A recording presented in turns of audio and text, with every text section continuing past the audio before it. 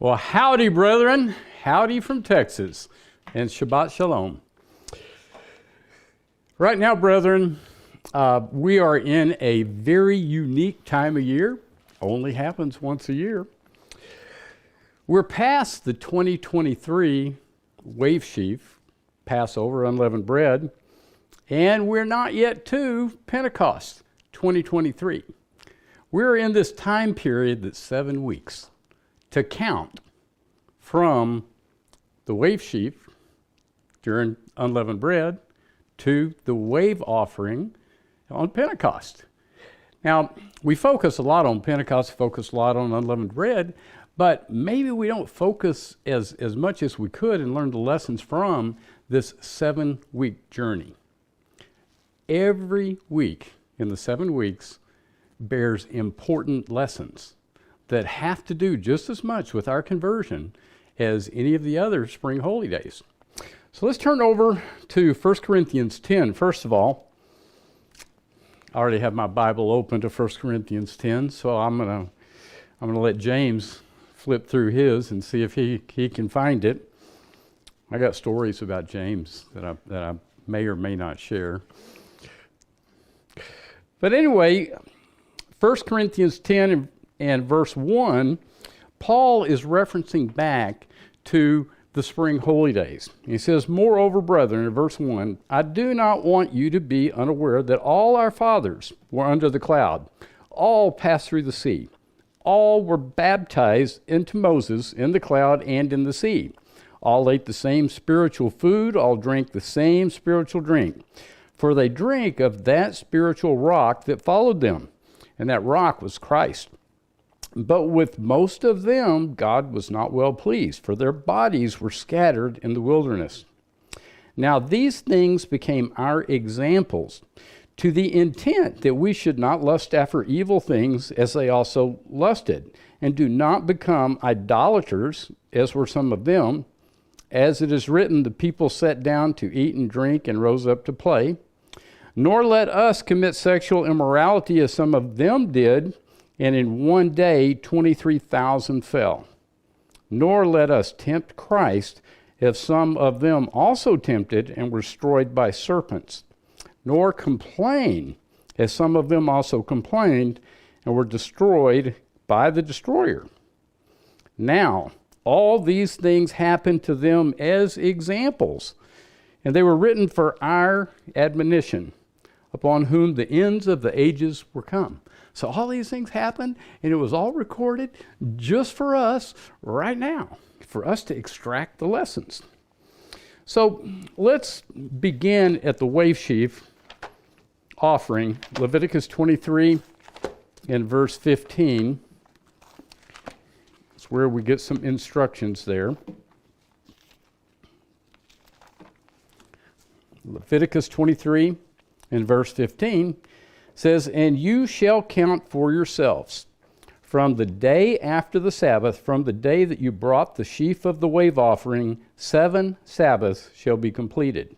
Count 50 days to the day after the 7th Sabbath.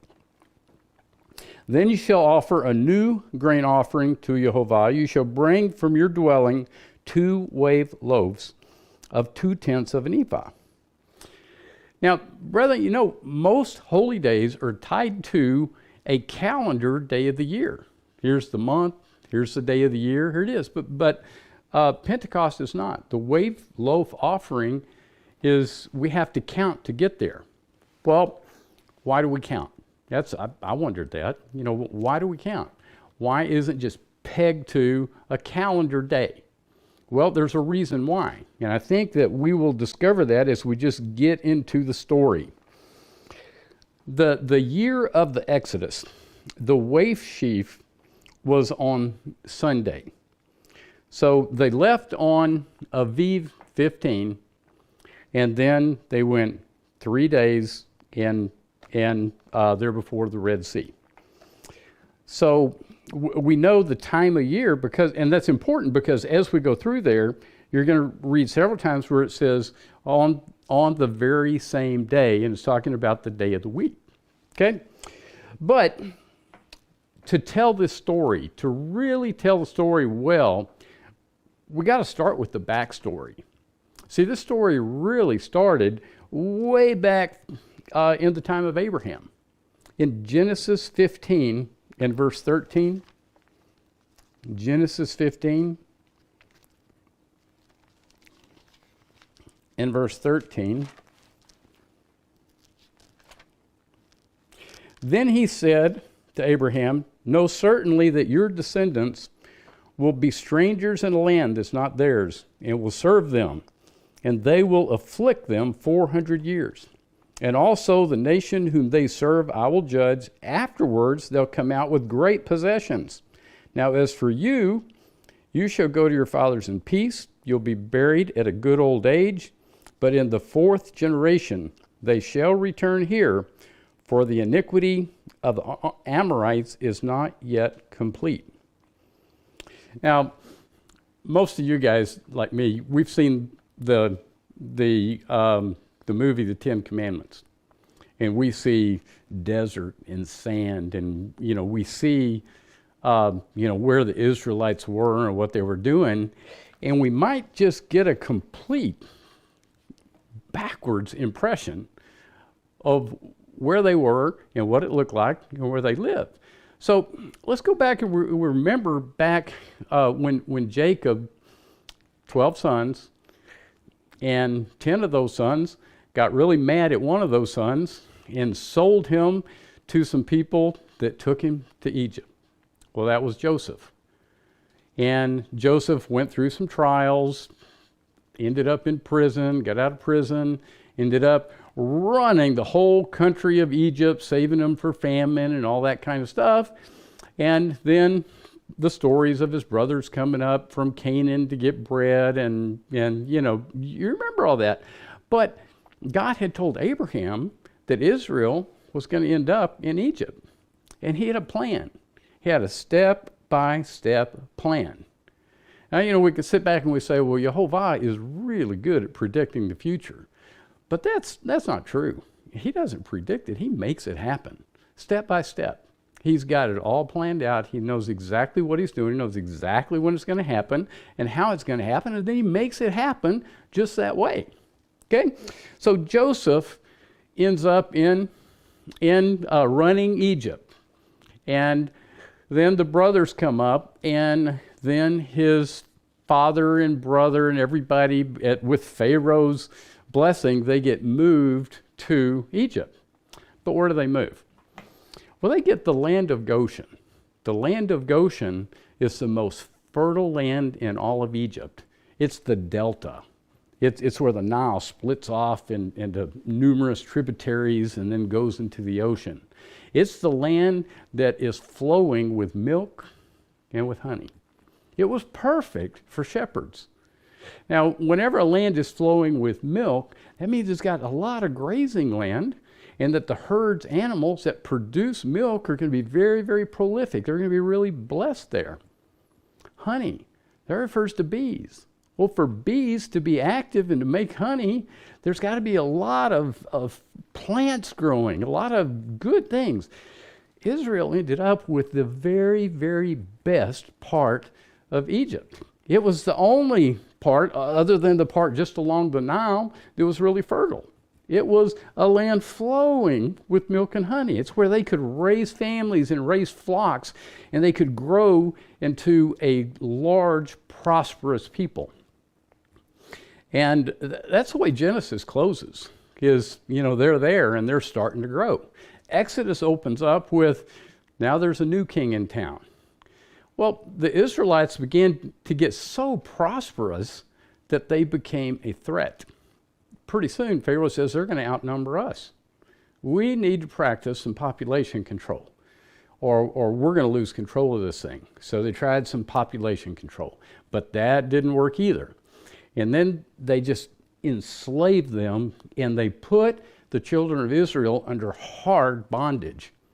Now, they didn't take them out of the land of Goshen. That's still where they are. And that's where the Exodus began, is from that land. But we got to get that backstory. We got to correct that misconceptions, because as the story lays out, you go, well, why would they want to go back to that desert land where all they did is make bricks? And why did they, describe it as a wonderful place to be. Well, the fact is, it was a wonderful place to be. It was the best land in Egypt. So now God has to do two things. He's got to make them uncomfortable enough to want to leave. So God caused them to go into slavery. He put it in Pharaoh's heart. These people are a threat. You got to do something. You got to do something about this. And so he put Israel into hard labor. Well, if he hadn't done that, why would they want to leave? They already were in a land of flowing with milk and honey. Why would they want to leave? So all of this stuff was planned out. So they've got to get out of Egypt if they want to get out of slavery. So God calls Moses, and that's a whole different story. You could do a whole sermon on that. Gets Aaron to help him. They come back, enter dialogue with the elders of Israel, show him a few miracles with the rod of God.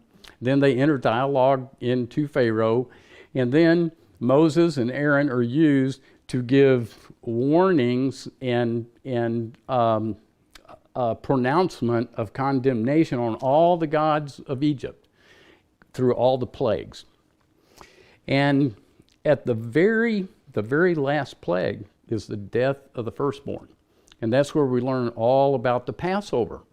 And so in Egypt, all the firstborn are dead. But all of the firstborn in Israel, they're not only alive, they know I'm a firstborn and I'm alive, and all the other firstborn are dead. I've been protected. I've been the recipient of a miracle. And through that, they get delivered. So they, just keep in mind, God is orchestrating all of this. He channels them as they leave the land of Goshen, the land of Ramses. So he channels them through a route where they end up trapped before the Red Sea.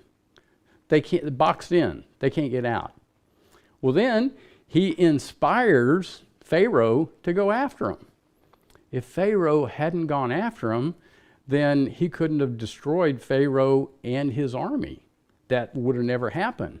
But then he opens up the Red Sea and they go across. Now, we read back in 1 Corinthians that Paul is associating their going through the Red Sea as being under the cloud and being baptized in the sea. So we can see that these aren't parallels that we have to make up. This is, just what Paul wrote. So we know that's true. So now I want to look at something that I didn't really realize, is that we can come down and pretty well nail down what happened during the 7 weeks, week by week. And when we nail down what happened week by week, God is opening up the window to know him, to know what his intent is. But not all at once. It's not by fiat, it's step by step. And there's a reason why. We're going to see what that reason is. So he reveals himself. So in week 1, we can nail down what happened in week 1 because they crossed the Red Sea. We know that they crossed the Red Sea during the very first week. Now, the first week was just a partial week. It was Thursday, Friday, and then Sabbath. And then Sunday, Wave Sheaf Sunday started. And so then that's going to be the first full week. So during the first week, there were a lot of miracles that happened. We know the crossing of the Red Sea. It's, it's right there. Their escape, the destruction of the army. And we know that once they got to the other side and the army is destroyed, their enemies that they were so afraid of. And I'm really not taking the time to do the story justice, because you really need to connect with how the Israelites felt. how afraid they were. Why would they be afraid? What was their emotional state? And here this most powerful army in the world is coming after them, a bunch of slaves.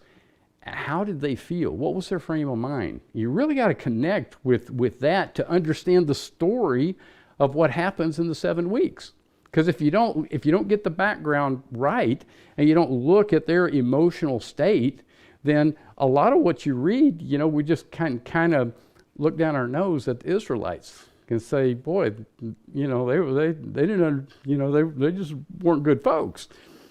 But had we been in their shoes, probably would have done the same thing.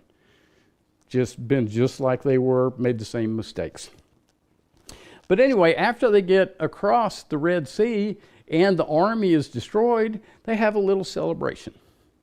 Now, how many of us had a little celebration after our baptism? Maybe had some snacks, maybe had some people, pats on the back, congratulations. We were slaves to sin. They were slaves in Egypt. They didn't choose their circumstances. They didn't really even realize how bad off they were, and we didn't realize how bad off we were until we were released, until we started experiencing going down that same road spiritually that they did physically. So we didn't know what we didn't know. We didn't know Jehovah. At one time we didn't know his laws, we didn't know his rules, we didn't know his purpose. We didn't know his love. They didn't either. But they had a guide, they had the cloud, so they could follow the cloud. So let's turn over to Exodus 15, and we can start tracking through this story. The first part of Exodus 15, you see that's when they're having their little post-baptism party. Their enemy has been defeated. You see Miriam's doing a little dance, little victory dance, spiking the football, so to speak. And in the song, they're going through all the things that God did, the miracles. So they're in tune that they have been delivered, and they've been delivered through a powerful hand that did impossible things. And they're celebrating that.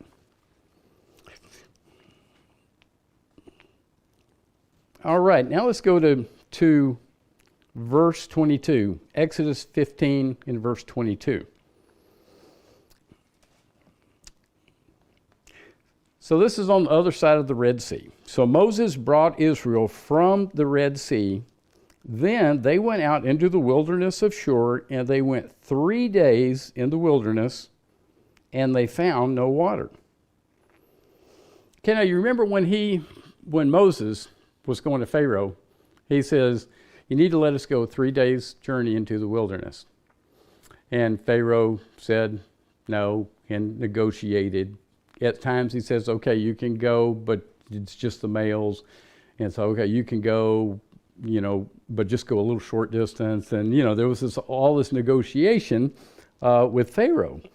But Moses was constant. We have to go 3 days journey.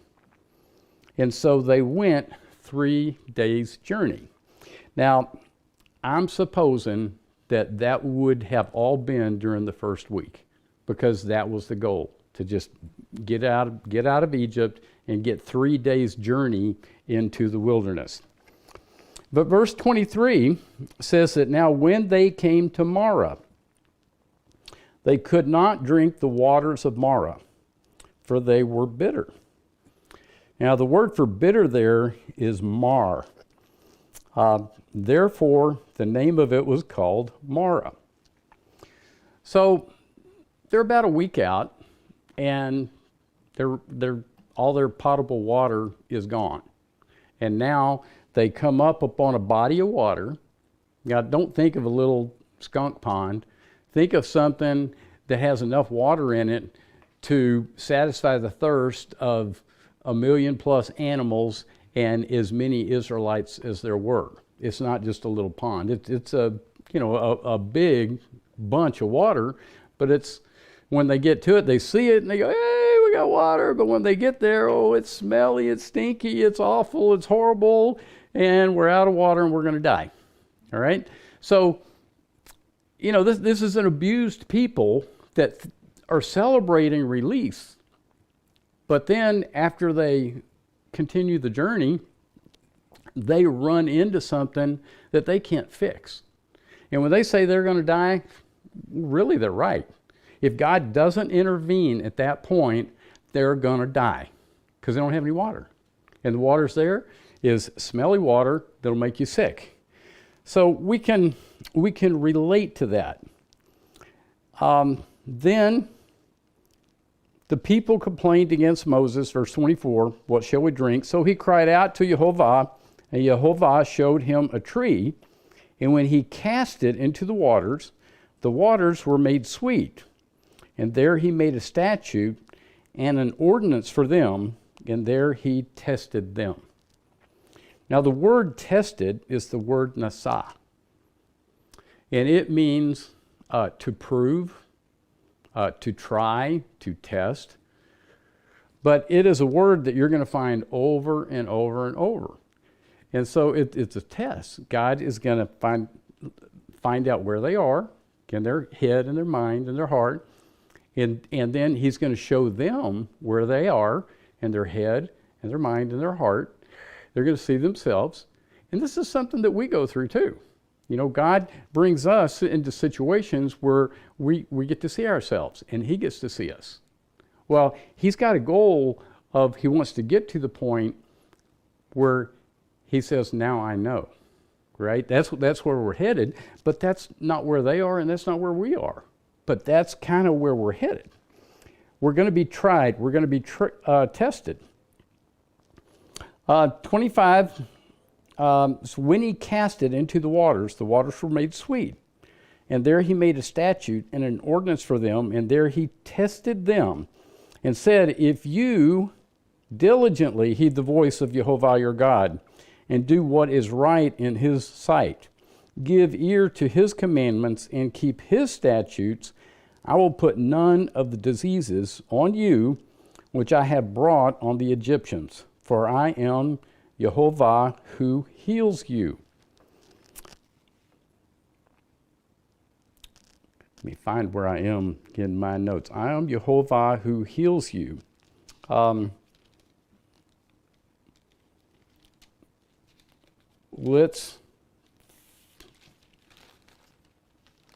There I am. Okay. Well, couldn't find it, so I'm just going to go. Let's go up to Exodus 23, and I will just find it in Scripture.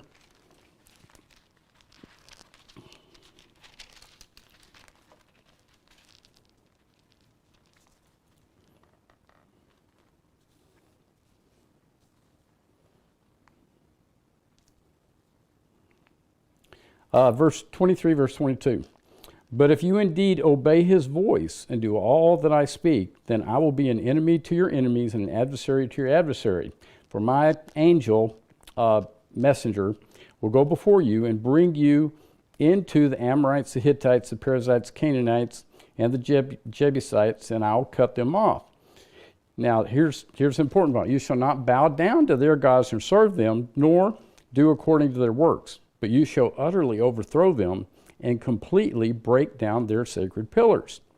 So you shall, verse 25, you shall serve Jehovah your God, and he will bless your bread, and he will bless your water, and I will take sickness away from you. No one shall suffer miscarriage or be barren in your land. I will fulfill the number of your days. So what God is promising them is sustenance, provision, prosperity. He's promising them family, relationships. He's promising them, if you obey me, I'm going to give you the good life. The good life. Nasa. That's what we have to endure. We're going to be tested. We're going to be proven. This word, nasa, in 1 Kings 18, the queen of Sheba tested Solomon. That's that word, nasa. She tested him with hard questions. In Judges, Gideon tested God when threw out the fleece, make the fleece wet and the ground dry. How do I believe you? How do I know you're going to do these things? So he proved him. 2 Chronicles 32, it says that Jehovah withdrew from Hezekiah in order to Nasa, to test what was in his heart. Psalms 26, David said, test my heart, test my mind. Because it's only through that process that we can really get in touch with ourselves. So, week number 2. Week number 2, verse 27, they came to Elim, and there were 12 wells of water and 70 palm trees. So they camped there by the waters. And that's really all it says about Elim. But really, if you think about it, there's a lot to that. The word that's translated as wells, if you look at Young's literal translation or you look up the words, it actually means fountains. It doesn't mean that somebody had dug wells there. It means there's water coming up out of the ground. It's a fountain. The word comes from the word for eye, but it means bubbling up water. So there's 12 fountains of water and there's 70 palm trees. Now, how did they get there? That's the miracle.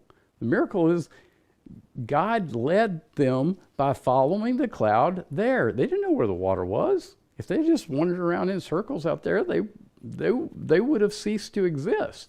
The miracle here in Elim is that God led them from a lake of poison water. Now see, they've got, in this trip, they've got to go from watering hole to watering hole to watering hole. And at each watering hole, they've got to stop and they've got to rehydrate their flocks and rehydrate themselves and replenish the water that they're going to carry with them on the next part of the journey. So they came to Elim. First, they get away from Pharaoh, and then they're traveling, and then they run out of water, and then they see water, and when they get there, they can't drink it, and then God works a miracle for them and cleans up the water, absorbs all the poison through the tree that was thrown in, creates a miracle. God could have just made that water clean to begin with. But instead, he tested them by making them run out of water and coming up upon water that's not drinkable. And then he heals the water. And then he establishes the fact that I can not only heal the water, I can heal you. If you obey me, I'll heal you too. I'll bless your families. So he makes a lesson for them to Nasa. He proved them there. So week 3. So week 1, they left Egypt. Week 2 was the test at Marah. Week 3, they get to Elim. Fountains of water. Rest and recovery time. The word there, it says they camped, that word is in camp. Now keep in mind, they stopped every night. They had to feed their families. They had to drink. The flocks can't just go nonstop 24/7. So they were stopping every night for sleep, quick eat, get up and go.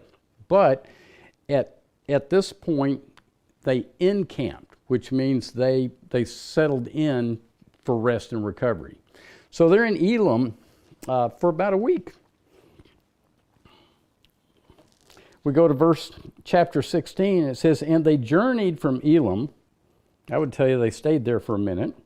And all the congregation of children, the congregation of the children of Israel, came to the wilderness of Sin, which was between Elim and Sinai, on the 15th day of the second month after they departed from the land of Egypt. 15th day. So let's kind of think about this. They left on the 15th, and the Sabbath that followed was the 17th. The wave sheaf was on the 18th. So the first full week on the Sabbath, it would have been the 24th. 7 days later, the Sabbath would have been the first, and then the 8th would have been the third week, and then the 15th would have been the fourth week. So this verifies that this was the fourth week. We don't have to guess. We do have to count. We do have to kind of, count our way up there. But this is definitely the fourth week because it just says it. It says then, I want to talk about this other thing that I thought was cool. It's every time I've read that term, wilderness of sin, I always think of the English word sin, transgression of God's law. That's there, the wilderness of sin.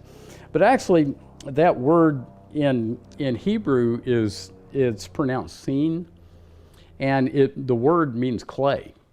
And so they were traveling along the coast, and salt water over here, and there were marshes and wilderness, because if you know anything about the areas around salt water, it's gunk. Well, this is called clay.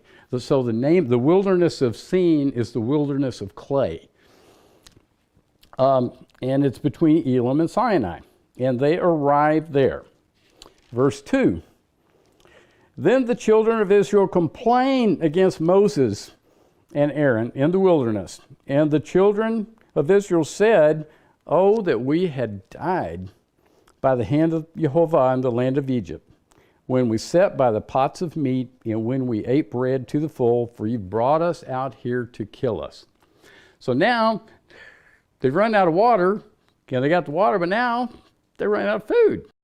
And there's no food. They are there in this clayey part of marshy wilderness and there's no food there. And so God tells them, verse 4, Jehovah said to Moses, "Behold, I'll rain bread from heaven for you, and the people shall go out and gather a certain quota every day, that I may test them." Nasa. I may test them whether they will walk in my law or not. "And it shall be on the 6th day that they shall prepare what they bring in, and it shall be twice as much as they gather daily." And Moses and Aaron said to the children, "Out of the land of Egypt."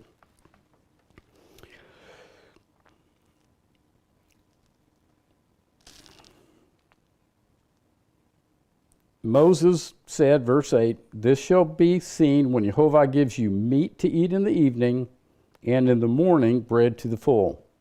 For Jehovah hears your complaints which you make against him, and what are we? Your complaints are not against us, but against Jehovah."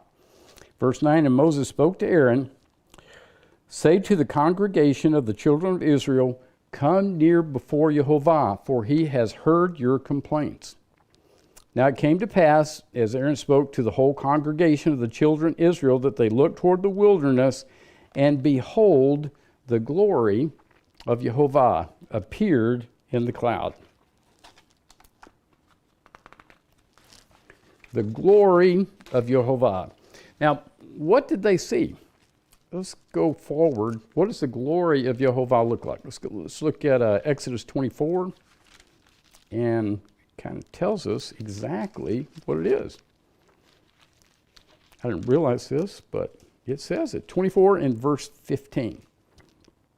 It says, "Then Moses went up into the mountain, and a cloud covered the mountain. And now the glory of Jehovah rested on Mount Sinai, and the cloud covered it 6 days. And so on the 7th day he called to Moses out of the midst of the cloud. The sight of the glory of Jehovah was like a consuming fire on top of the mountain in the eyes of the children of Israel." So what does a consuming fire look like? Well, it's kind of like a volcano. I mean, it's just enormous power, and we're going to read some more about that, but unbelievable power that they're witnessing. and they're out of food. They're promised, now they're given instruction here in Exodus 16 about what's going to happen.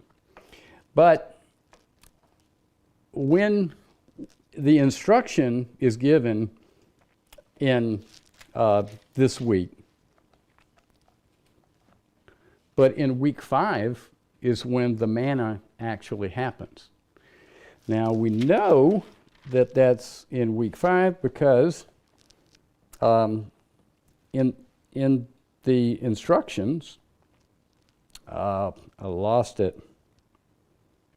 Verse 23, he said to them, "This is what the Jehovah has said." Oh, I'm skipping ahead. Verse 13. So this is in the evening. It says, "So that quails came up at evening and covered the camp, and in the morning the dew lay all over the camp.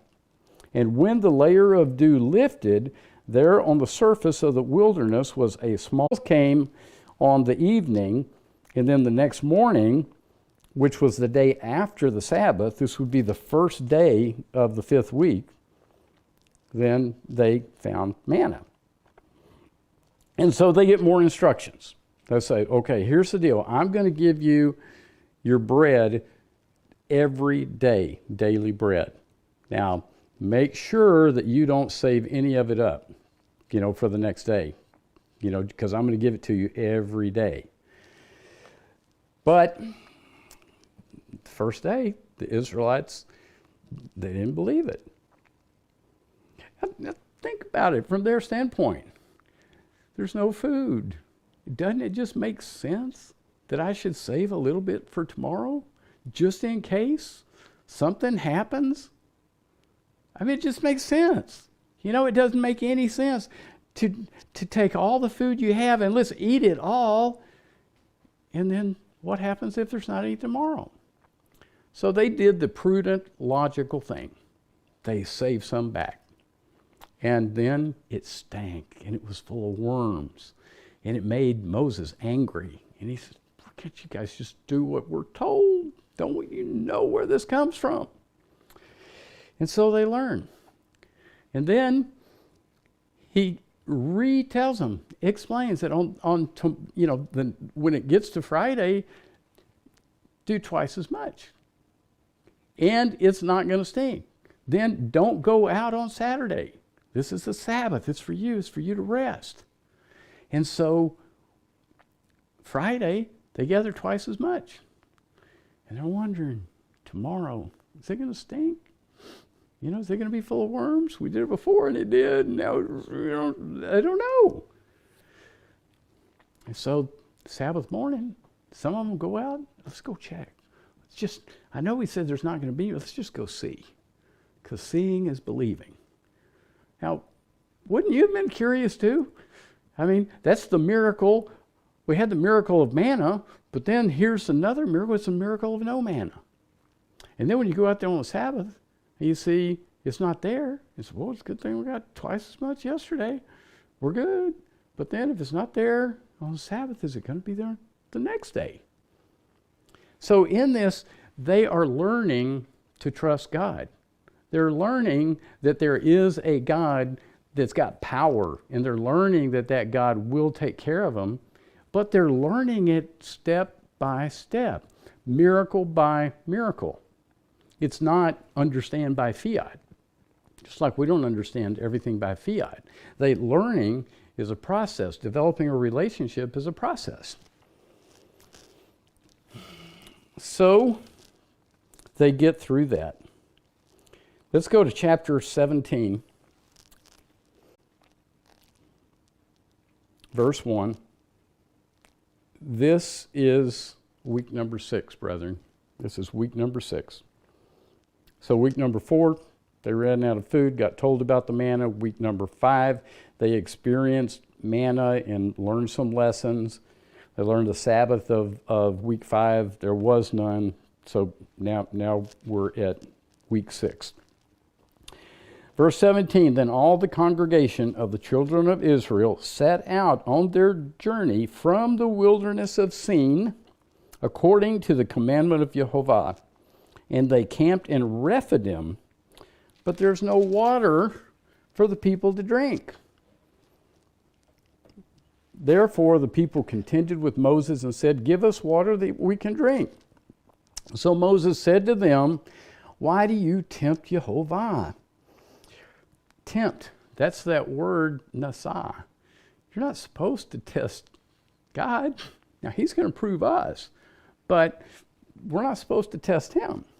And actually later, many centuries later, Christ quotes this when he's in the temptation with Satan. It's written, you should not test Jehovah.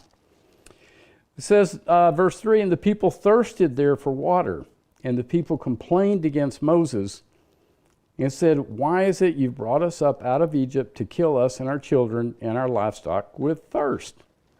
So, if you can't fix the problem, you can fix the blame. So they're looking to Moses. They're blaming Moses. They're remembering the land of Goshen. Man, yeah, we had to work hard and we were mistreated, but we had lots of groceries. We had lots of water. We were in the land of Goshen. And now you brought us out through this wilderness of clay, and now we come to Rephidim, which is like a desert, and we're out of water. So there's no big pool of water that you can throw a magic tree into and make it turn into usable water. There's just this desert. It's just rock. We're toast. We're going to die. Now, the logical, prudent mind would agree. Yep, you're going to die because you don't have any water. You don't have any way to get water. There's no water to get. You're in the desert. It's not raining. But God's going to intervene. He's going to intervene. He intervenes. But when does he intervene? He comes in, at the last second. He intervenes at the last second. So Moses, verse 4, cried out to Jehovah, saying, "What shall I do with this people? They're about ready to stone me." And Jehovah said to Moses, "Go on before the people and take with you some of the elders of Israel. Also take in your hand the rod with which you struck the river and go. And behold, I will stand before you there on the rock in Horeb, and you shall strike the rock, and water will come out of it, that the people may drink." And Moses did so in the sight of the elders of Israel. And so he called the name of the place Massah and Meribah, which is contention, because of the contention of the children of Israel, and because they tempted Jehovah, saying, "Is Jehovah among us or not?" Now, if this was, he struck a rock, and the rock produced water. But think about how much water. Millions of animals, millions of people. And there's got to be a natural cistern of some sort to hold all this water. And then he hits the water, and it's like opening up a half a dozen fire hydrants. It's not just dripping, drizzling or a little slight stream. That wouldn't satisfy millions of people and animals. It's a gusher. It is a sight. He hit the rock and wham, it's coming out. Enough for everybody. Nobody's complaining about water anymore. So they're probably feeling pretty good about this. But then, verse 8 says, "Now Amalek came and fought with Israel in Rephidim. And then Moses said to Joshua, 'Choose us some men and go out and fight with Amalek. Tomorrow I will stand on top of the hill with the rod of God in my hand.' So Joshua did as Moses said to him and fought with Amalek. Moses and Aaron and Hur went up to the top of the hill." Verse 11, "So it was when Moses held up his hand that Israel prevailed, and when he let down his arms, Amalek prevailed. But Moses' hands became heavy, so they took a stone and put it under him that he sat on it, and Aaron and Hur supported his hands on one side and the other on the other side, and his hands were steady until the going down of the sun. So hands up, Israel's winning. Hands down, Amalek's winning. Now why did God do that? It says, because you're not winning this of your own might. It's not because you're strong and you're trained warriors and you're highly equipped and you've got everything. No. If the symbol is not up there showing that God is doing the fighting, you're all going to die. You're all going to die. But when the symbol, the rod of God, is up there and God is doing the fighting, then your enemies are defeated. So Joshua, verse 13, defeated Amalek and his people with the edge of the sword. And so, they got through that one. They got water, so they stock up on their water. They overcome an enemy, and God fights a battle for them. And they're learning that stuff happens. Enemies come, but when God is fighting the battles for us, when we're trusting in Jehovah, if we're looking to Him, if we keep His rules, if we're doing everything that we're supposed to do, then He's going to bail us out. He's going to take care of us. May not be on our timing. May not be, the easy ride that we want, but He's there for us. So now we come to chapter 18. So let's all reach into chapter 18, just like kind of rip it out of the Bible. I'm going to be skipping chapter 18 because chapter 18 has some sequencing problems, and I don't want to spend a lot of time. But when the Bible was written originally, it wasn't written on one single long scroll. It was written on pieces, and those pieces were sewn together. And some of those things were not sewn in timeline sequence. So I'm going to give you a couple of examples by this because I want you to know why I'm leaving 18 out. But in Numbers 1:1, it says, "Now Jehovah spoke to Moses in the wilderness of Sinai in the tabernacle of meeting on the first day of the second month in the second year after they came out of the land of Egypt." So that's Numbers 1:1. And now if you go to Numbers 9, verses 1 through 3, it says, "Now Jehovah spoke to Moses in the wilderness of Sin on the first day of the second year, in the first month in the second year after they had come out of the land of Egypt." So chapter 9 came before chapter 1 of Numbers. And so it's kind of the same thing with this Exodus 18. Exodus 18 has Jethro meeting them at the base of Mount Sinai, but then in chapter 19 it opens up saying that they arrive at Mount Sinai. So we're just going to skip over chapter 18, but no, it's on purpose. And actually, if I do a little confession, I didn't know that. And so after I had recorded this last week, which is a whole nother story, James pointed that out to me. And so that's not why we're re-recording this same sermon this week. That's another story. But anyway, let's go to chapter 19 and verse 1. Now, this, to me, some of this is really, really interesting. I learned some things that I did not know here. But in verse 19:1 it says, "In the third month after the children of Israel had gone out of the land of Egypt, on the same day they came to the wilderness of Sinai." So this means they arrived on a Thursday because they left on a Thursday. And this is in week number 7. "For they departed from Rephidim and had come to the wilderness of Sinai and camped in the wilderness." So this is not an overnight stop. They're encamping. So Israel camped there before the mountain. "And Moses went up to God, and Jehovah called to him from the mountain, saying, 'Thus you shall say to the house of Jacob, and tell the children of Israel, you have seen what I did to the Egyptians, and how I bore you on eagle's wings and brought you to myself. You know, I've always wondered, what does it mean when Jehovah says that I bore you on eagle's wings? You know, I kind of think of in Revelations where we thought that we were going to be born on eagle's wings to go to the place of safety. And we thought that eagle's wings had to be a 747, because that's the only thing that would hold all of us. So it had to be a 747.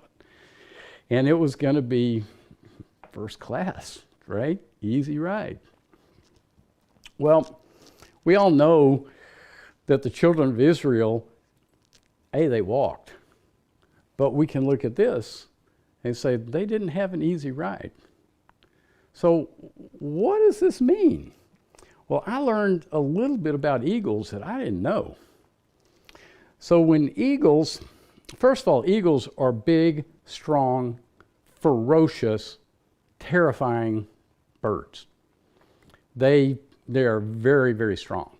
And they nest up on cliffs, high cliffs. Well, they're also very family oriented, because even though they can tear other animals up, they take care of their young. Both the mom and the dad feed the young, and so they got a little family up there on a high cliff.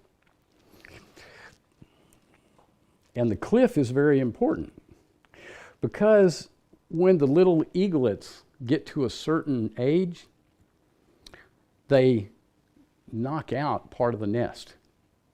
And then they take these little eaglets, no more than 2 at a time, but they push them out. And that cliff is important because those eaglets are just headed for a crash. Well, they're fluttering and they're trying, but they're toast. But then one of the parents comes down and swoops under them, and the little eaglet holds on to their back, and they fly. And they fly circling up into a very high thing, and then they get dumped. And they're on free fall again. They're flying and they're flying and they're flying. And then, before they hit the ground, a parent comes under them and lifts them up. And then they go back and they do that again. And they do that over and over until the eagle learns how to fly. So being born on eagle's wings is the most terrifying ride you'll ever have in your life, but you're always saved at the last second. Go back up, and then you're dumped again, and over again. So he brought them out of Egypt, and he bore them on eagle's wings. And now when you take that and you apply that to Revelation 12, and it says that he's going to bear us on eagle's wings, boy, that's got a whole new meaning. That doesn't look like a 747 in first class anymore. So they're now at Mount Sinai, and Moses is preparing them to meet with Jehovah. Let's look at verse 5. Now therefore, if you will indeed obey my voice and keep my covenant, then you shall be a special treasure to me above all the people, for all the earth is mine. And you shall be to me a kingdom of priests and a holy nation. These are the words which you shall speak to the children of Israel.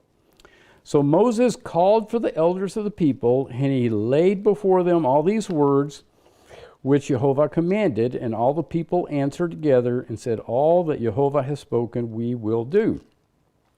So Moses brought back the words of the people to Jehovah. Jehovah said to Moses, behold, I come to you in the thick cloud, that the people may hear when I speak with you, and believe you forever.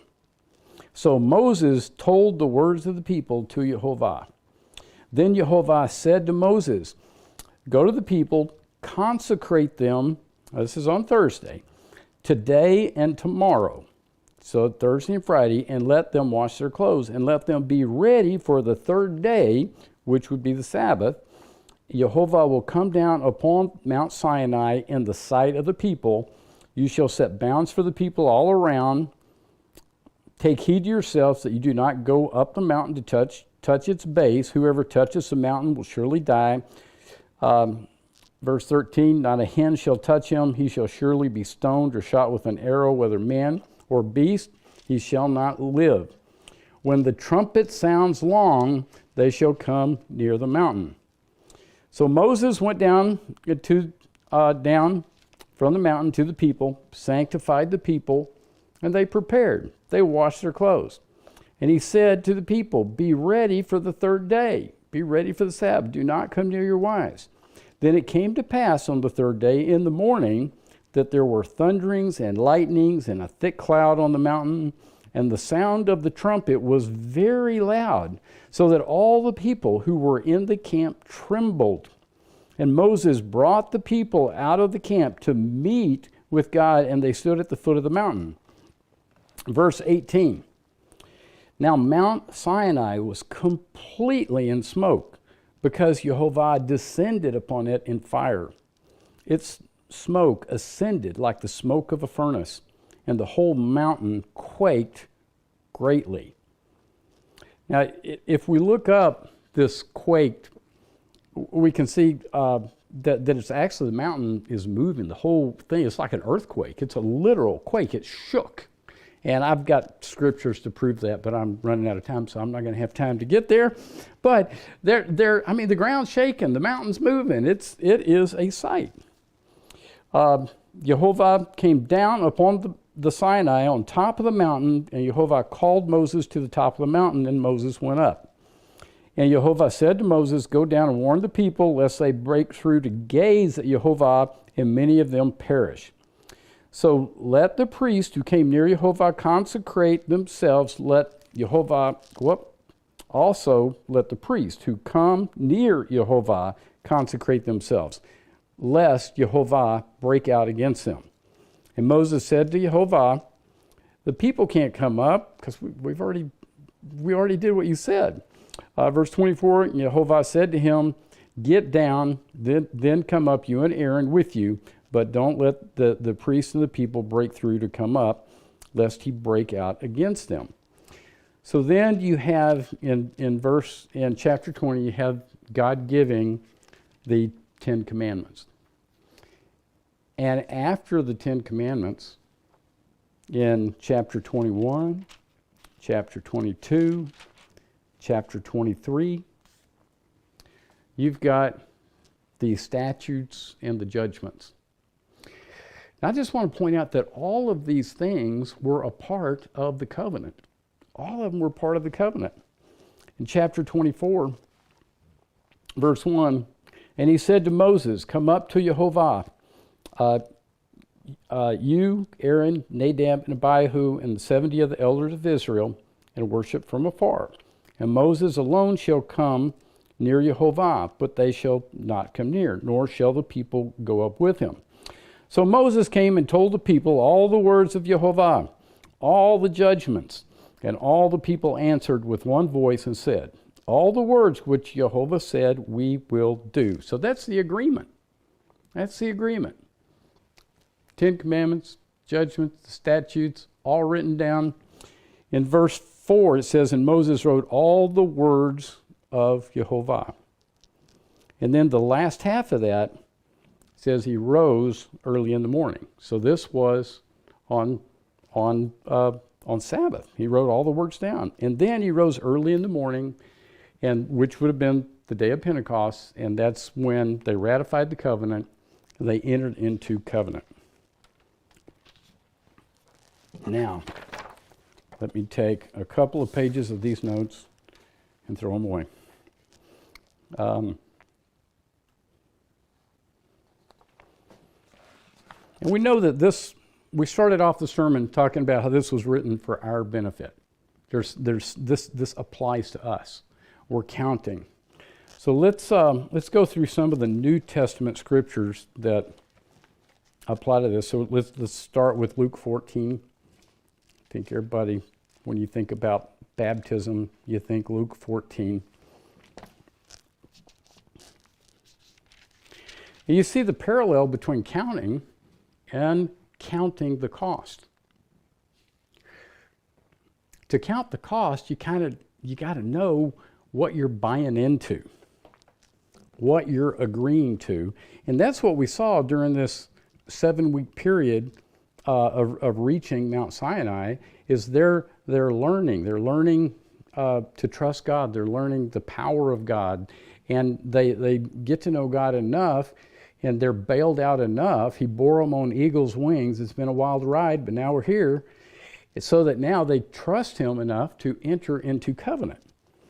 So Luke 14, we're going to go to verse 26.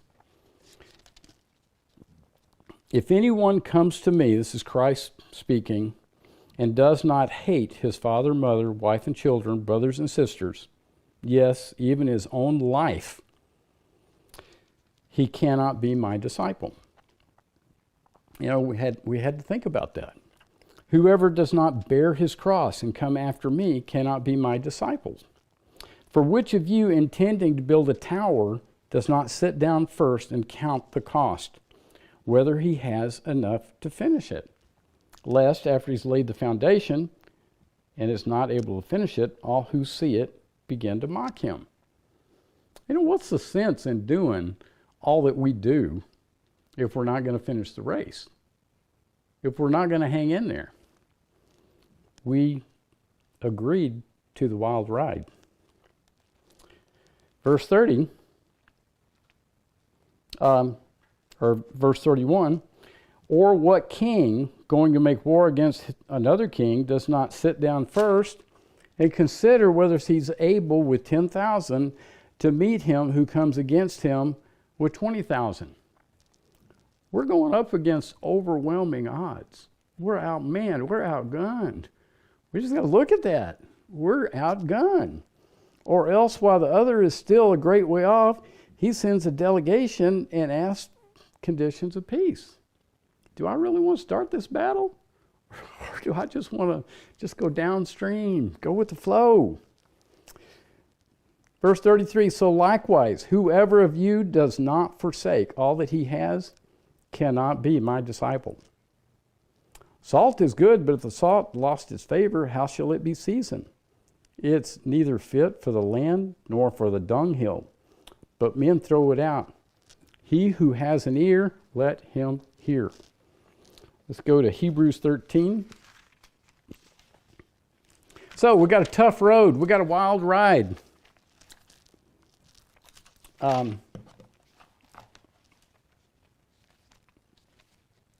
It's not going to be easy.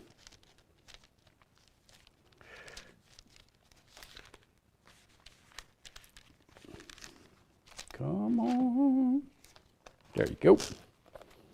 Hebrews 13 and verse 5.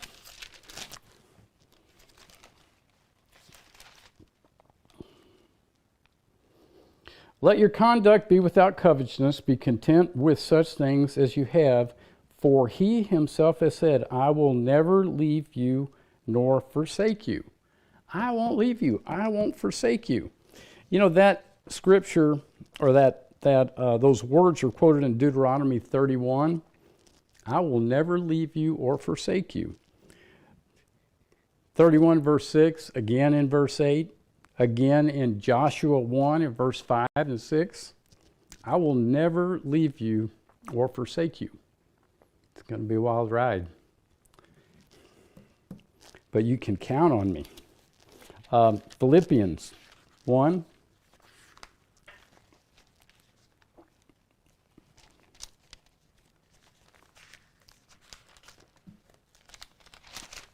Philippians 1 and verse 6.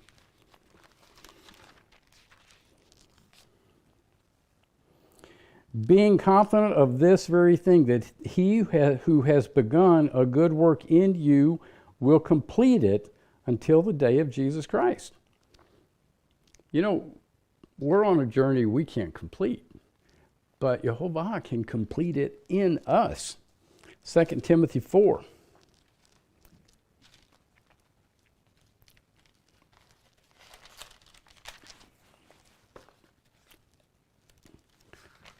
I got clumsy fingers.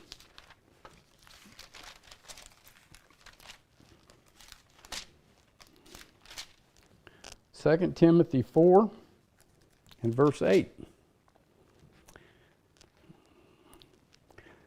Finally, there is laid up for me the crown of righteousness, which Jehovah, the righteous judge, will give to me on that day, and not to me only, but also all who have loved his appearance. You know, we're looking forward to something. We started out on this. We're headed to something, but we got to hang in there. We're not promised things are going to be easy. Romans 8.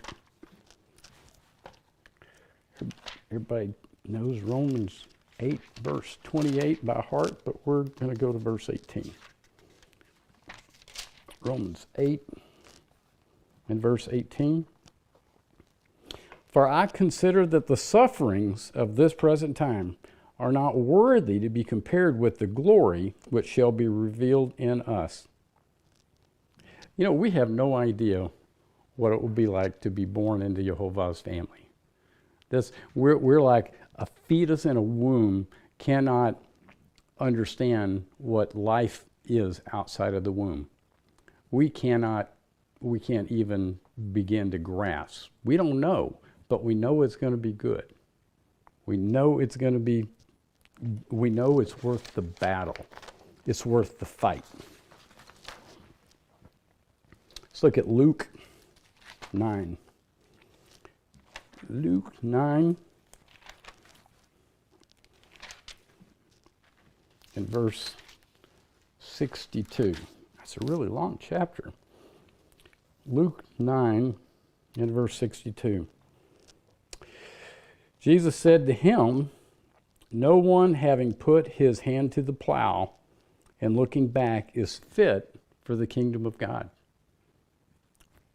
Can't look back. One of the things about an eagle that I found interesting is they destroy the nest.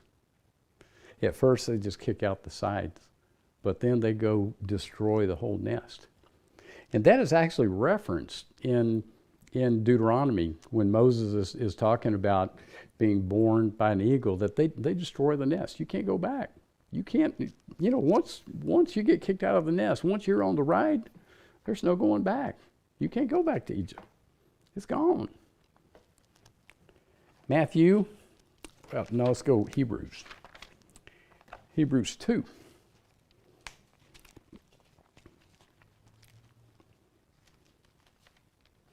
Hebrews 2.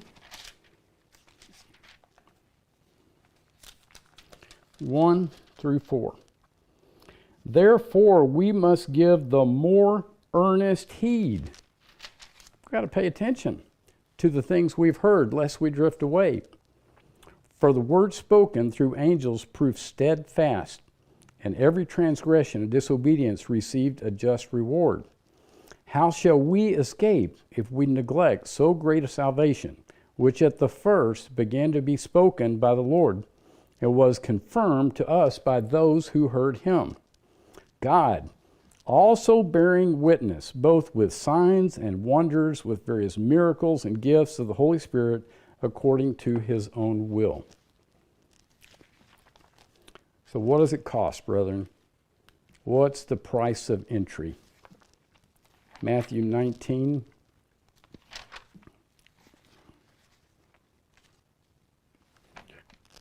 And verse 16. 19 and verse 16. This is the rich young ruler comes and asks Christ, What do I do to gain salvation? He says, keep the commandments. He says, well, I already do that. I've done that all my whole life. What else do I have to do?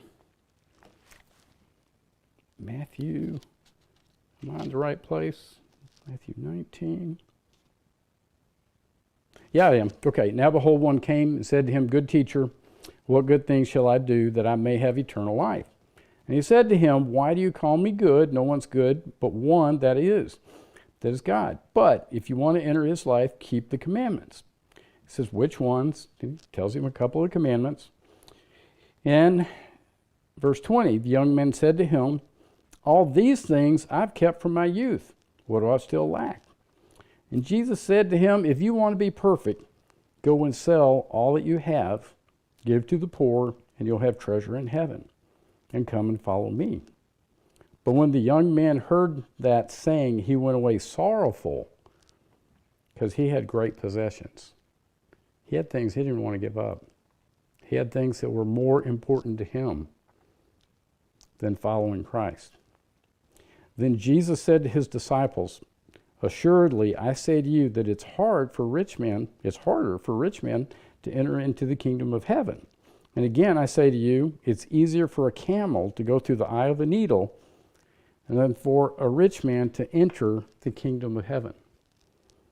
So, brethren, we can't have attachments that are more important than the kingdom of heaven. We've got to be willing to give it all up. James says to count it all joy when we find ourselves in various trials. Peter says, don't be surprised at the fiery trials. We've seen, walking through this, 7 weeks. 7 weeks of God revealing himself. 7 weeks of miracles, supernatural miracles, taking care of people, taking people from where they are and just moving them a step closer. Get out of Egypt. 3 days journey into the wilderness. Keep going. Mara, run out of water. Elam, wilderness of Sin, clay, run out of food. We see all this, and God intervenes time and time again. But when does he intervene? Right before they're ready to hit the ground. We're going to die. Over and over, we're going to die.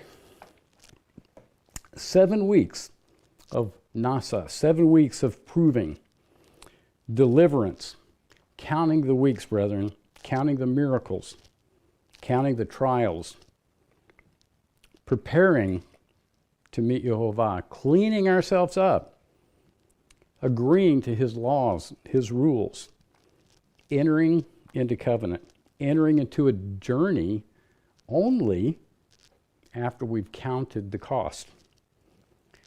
After we know, after we've been tried, after we've been proven, knowing that the way will be difficult, knowing that we don't know the way. God has to lead us. But confident that Jehovah will never leave us or forsake us. Preparing us to make the most important commitment of our lives. That's what the 7 weeks is about.